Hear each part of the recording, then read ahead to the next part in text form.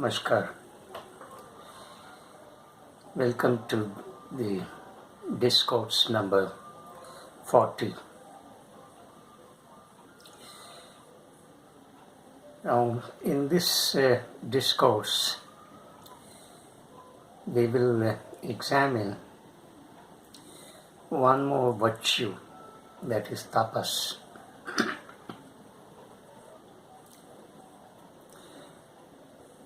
Tapas does not mean penance, doing penance.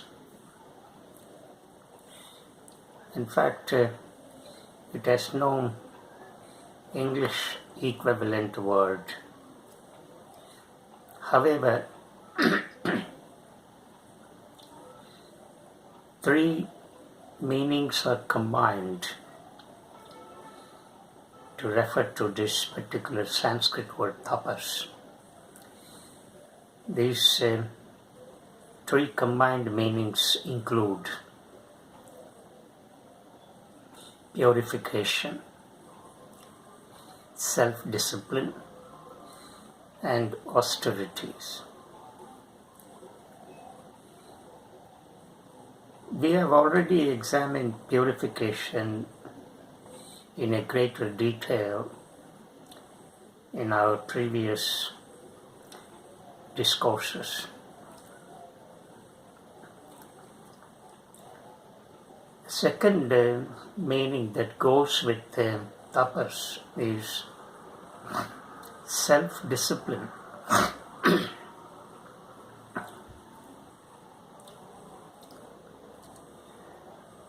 Discipline means that we have a certain regularity in our living by following certain virtues or inculcating or cultivating certain values.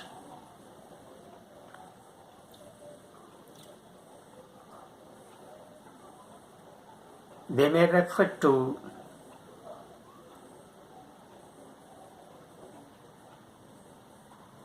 our way of living, how we should live in the world.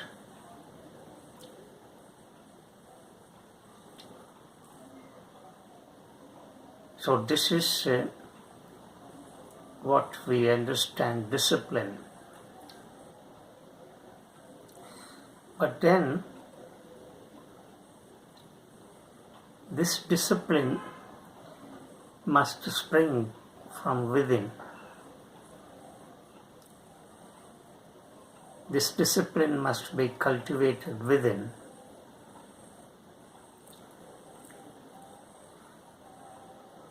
Not the discipline that comes from outside.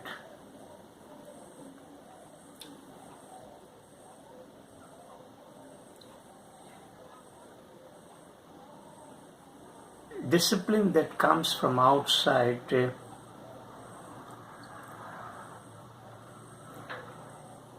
is meant to maintain certain semblance of order in the society.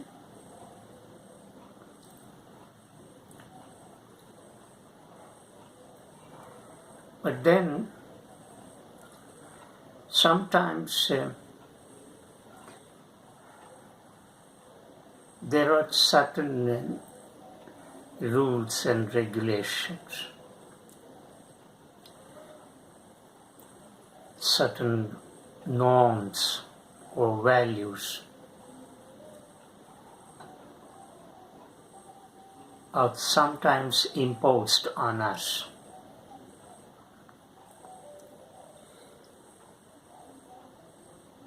Such a discipline, such a disciplinary rule or such disciplinary rules and regulations or unacceptable to this body-mind mechanism, because anything that comes from outside is strongly resisted by this mechanism. We have built certain images and personality from our own samskaras and tendencies, vasanas. And this strongly ingrained personality resists anything that comes from outside, and it acts as a sort of self-defense mechanism.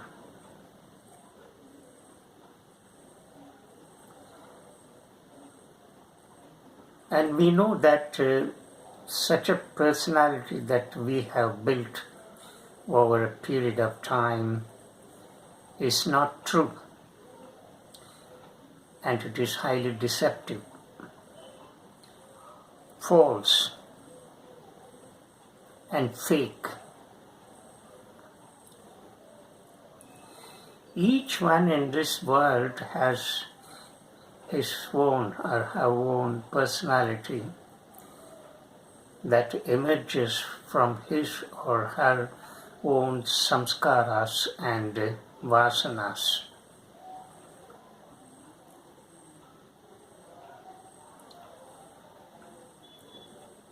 Yoga accepts that kind of discipline that springs from within and strongly nurtured and cultivated.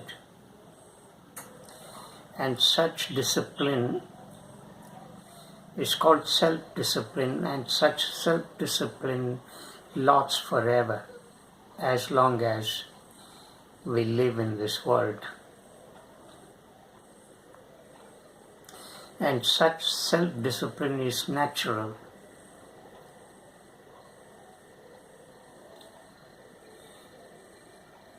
We want to conduct ourselves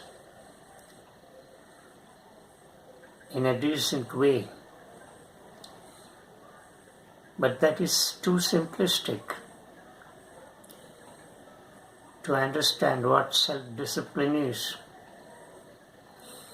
When we nurture and cultivate that self-discipline, it will in turn promote the whole being.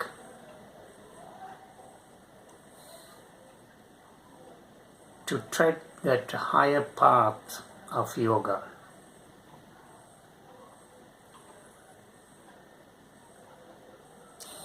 In order to achieve peace, lasting peace and happiness,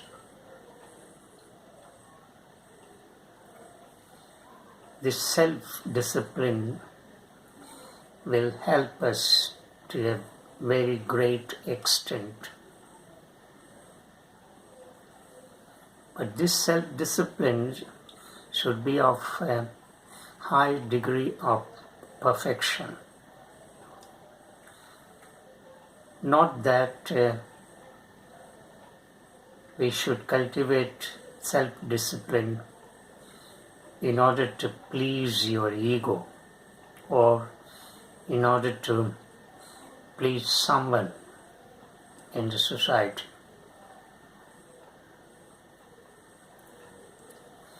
Such a discipline will not last long. Therefore, cultivating self-discipline is one of the prime virtues that goes in making of this word tapas.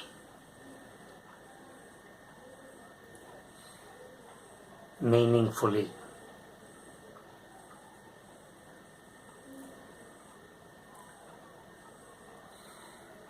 Another word that goes with the tapas is austerity.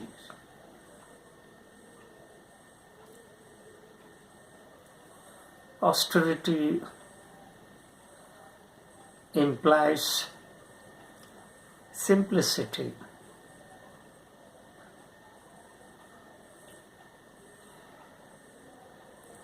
Leading a very simple life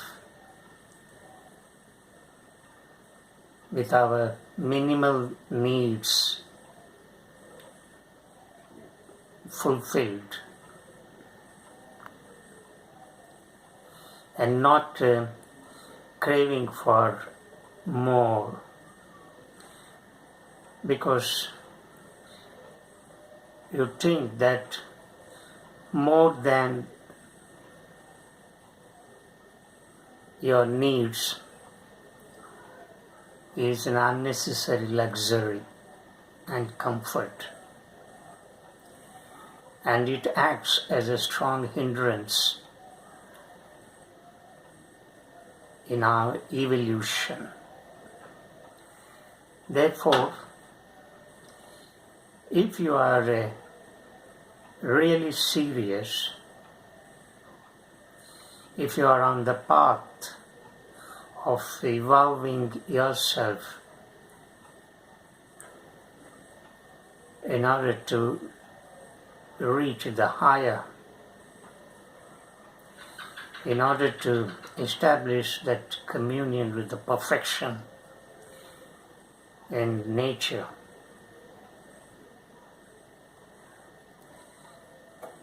then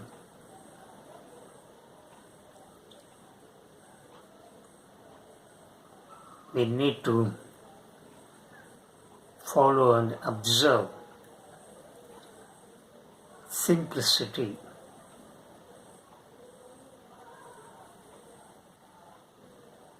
So simplicity does not entertain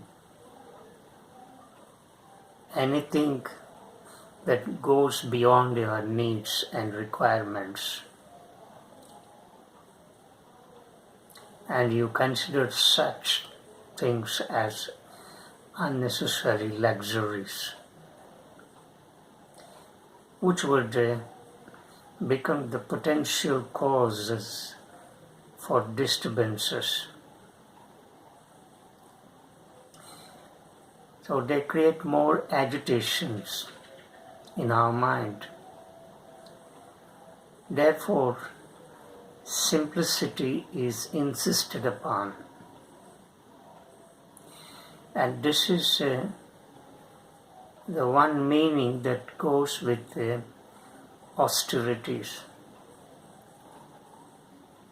Being content with whatever we have. The speaker has already enlightened on this particular virtue in the previous discourse. But you might ask,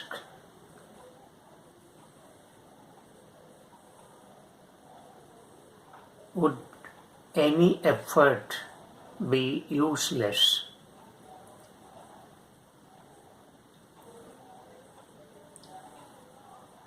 What would be the state of such a person who does not crave but is content with whatever he has?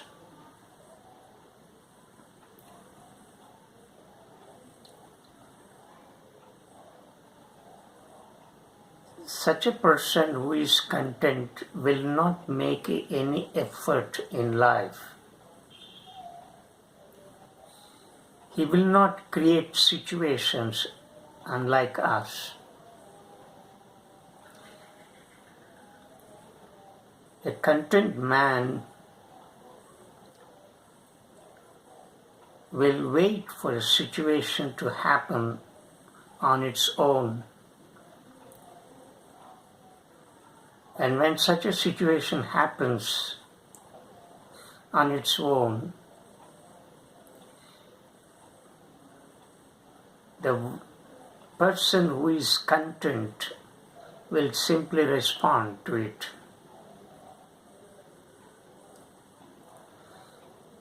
So he will not create any situation.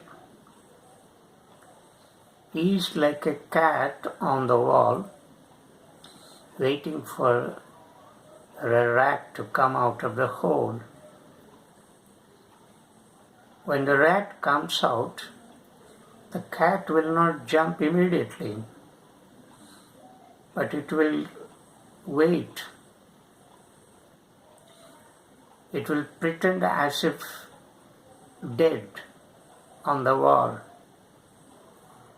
so as to give that kind of impression to the rat. So the rat keeps skittering around and comes closer to the cat. When the rat comes closer to the cat acts spontaneously without any effort and catches it.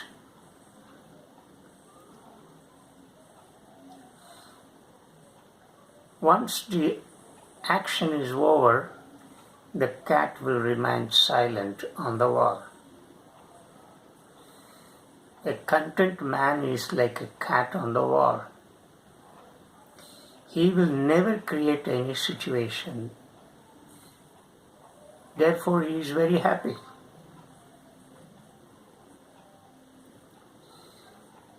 Whereas in our case, we create situation and then we try to face it. When we create a situation and then try to face it, or in order to overcome it,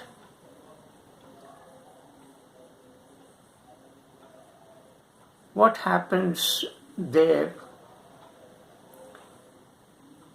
We have to invest effort. We put in lot of effort in countering that situation which is created by us. And therefore, there is a loss of energy. Where there is effort, there is a loss of energy.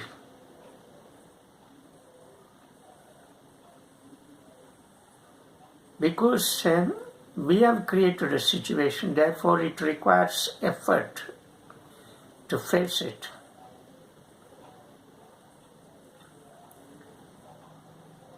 Whereas in the case of a content person, he will never create a situation.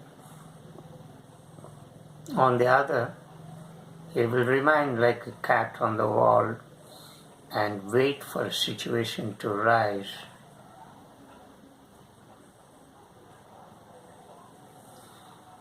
Oh, that is how a person being content will act in his life. And therefore, for such a person, there are no agitations and disturbances. Such a person will have a sense of equanimity. He will have a poised mind, calm mind, because he will not unnecessarily dissipate his energy.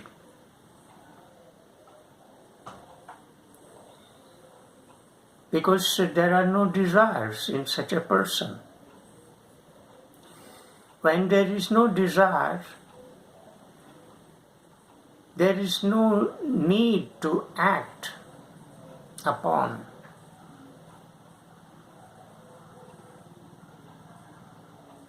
So, a content man is a desireless man. .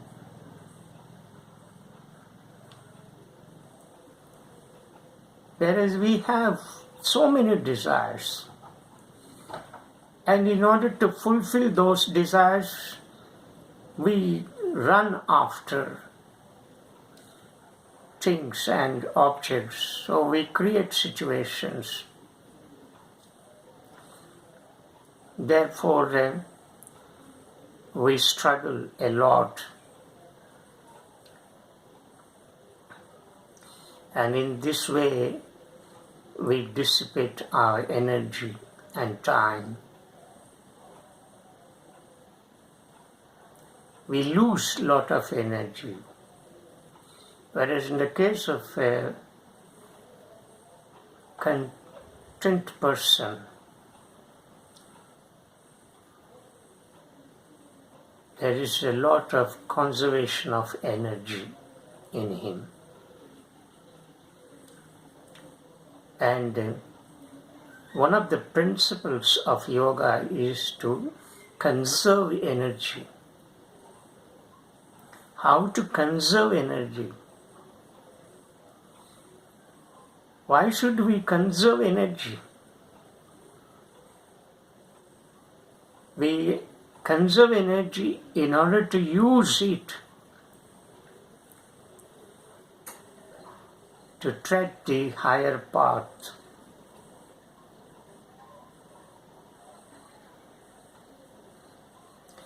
Such a conserved energy will turn into spiritual energy. And if you have that, you are on the path of yoga.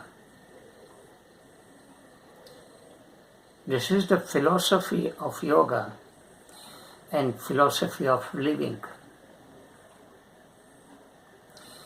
Oh, we should exercise our prudence, our wisdom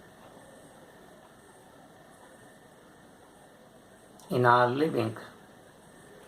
We should become wiser and wiser.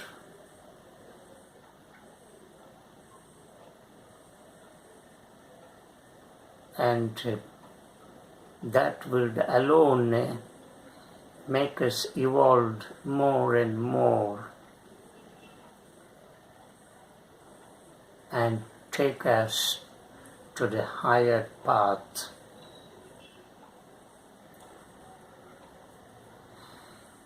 Another meaning of this austerity is, or another virtue, another discipline that goes with austerity is fasting. But before I come to fasting, let me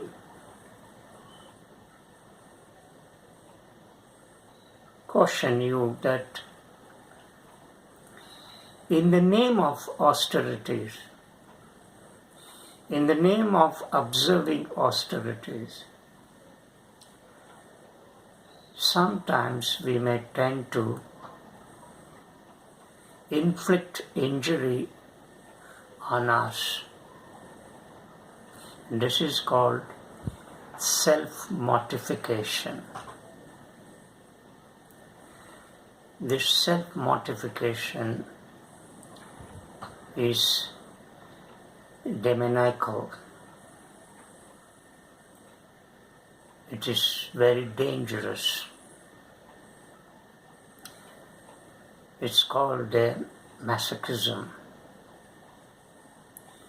deriving certain amount of pleasure by inflicting pain and injury on us. We try to humiliate ourselves. We try to torture our body.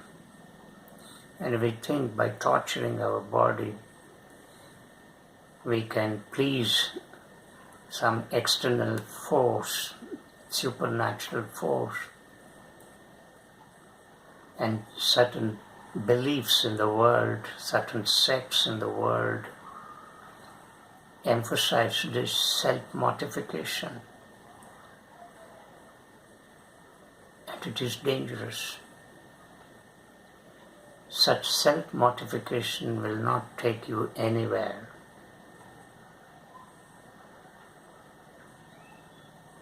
It's only illusory.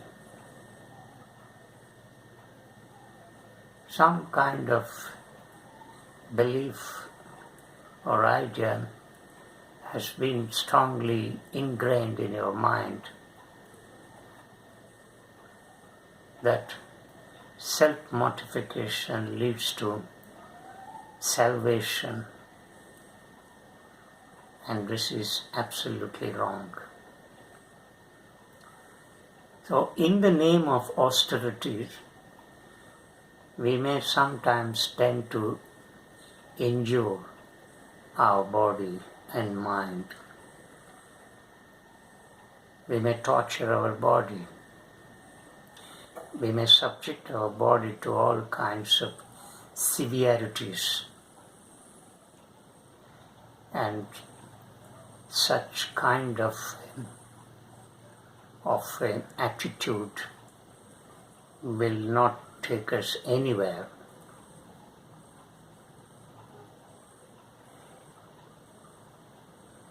So listeners should make note of this particular point in observing austerities.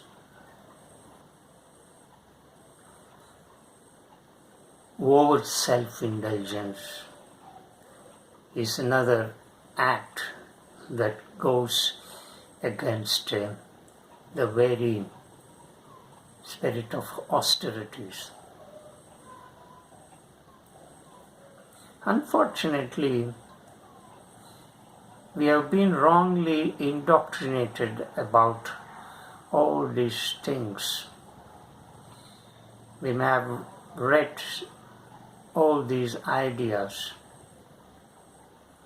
anachronistic ideas, outdated ideas, uncivilized ideas in some texts, or we might have learnt all these ideas from others. But as the speaker has already said, we should use our prudence, we should use our viveka, discriminatory power, and we should examine such ideas scientifically by reasoning out, and not simply accept what somebody has given or what somebody has put it in the print. So we should be very, very scientific, not superstitious. So therefore, austerity does not mean self-mortification or over self-indulgences. Fasting is another aspect that goes in austerity. Say tapas. Now, what is fasting? Fasting is a willful refrainment from eating. Why do we fast? Or why should we fast? Should we do it just because some sect or belief or some religion has imposed on us.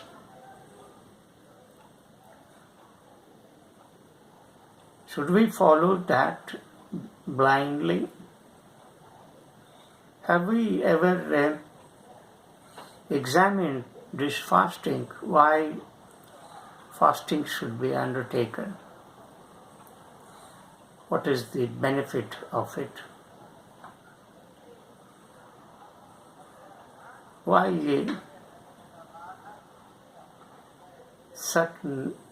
not certain, all religions stipulate this.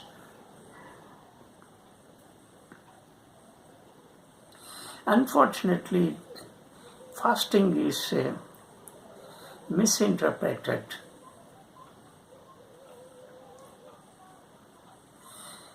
So, fasting means a willful refrainment from eating.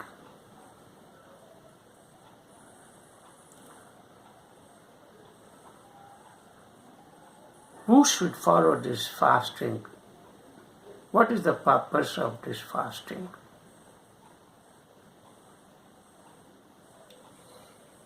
Why should we follow fasting?